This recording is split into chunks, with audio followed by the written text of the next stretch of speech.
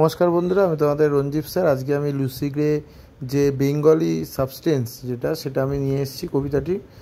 তোমরা দেখতেই পারছো আমি এখানে সাবস্টেন্সটা দিয়ে দিয়েছি এবং পুরো কবির সম্পর্কে এবং কবিতার যে সারমর্ম পুরোটাই দেওয়া আছে।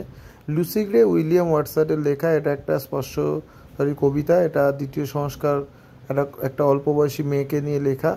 কবিতাটি লুসির বাবা তাকে একটি লণ্ঠন দিয়ে তুষার ঝড়ের মধ্যে দিয়ে তার মায়ের পথ আলোকিত করতে শহরে যেতে বলে। লুসি বিকেলে বের হয়, প্রফুল্ল এবং সাহায্য করতে ইচ্ছুক হয়।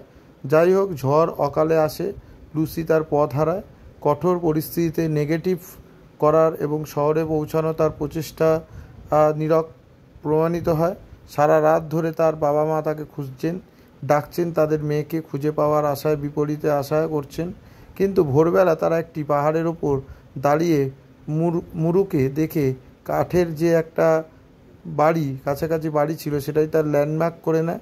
লুসির পায়ে একটি ভুতুড়ে অস্পৃশ্যতার দিকে জীবন্ত বাতাস।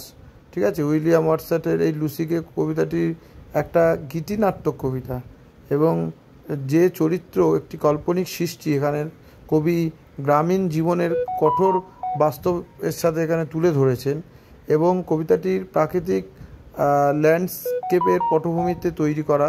ঠিক আছে, ল্যান্ডস্কেপের পটভূমিতেই তৈরি করা।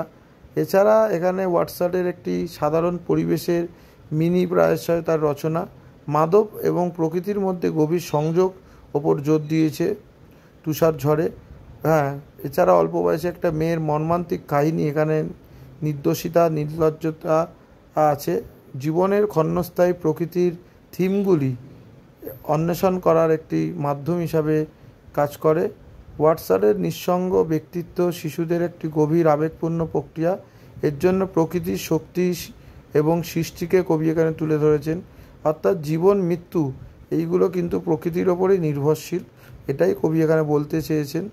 এছাড়া এখানে তোমরা জানো যে ভুতুড়ে অস্পৃশ্যতা যে কবির যে সৌন্দর্য এবং সারাংশ বিলাসিতা এখানে কবি প্রকাশ পেয়েছে। ঠিক আছে, অর্থাৎ তোমাদের কারোর যদি PDF লাগে আমাকে হোয়াটসঅ্যাপ করো, আমি দিয়ে দেবো।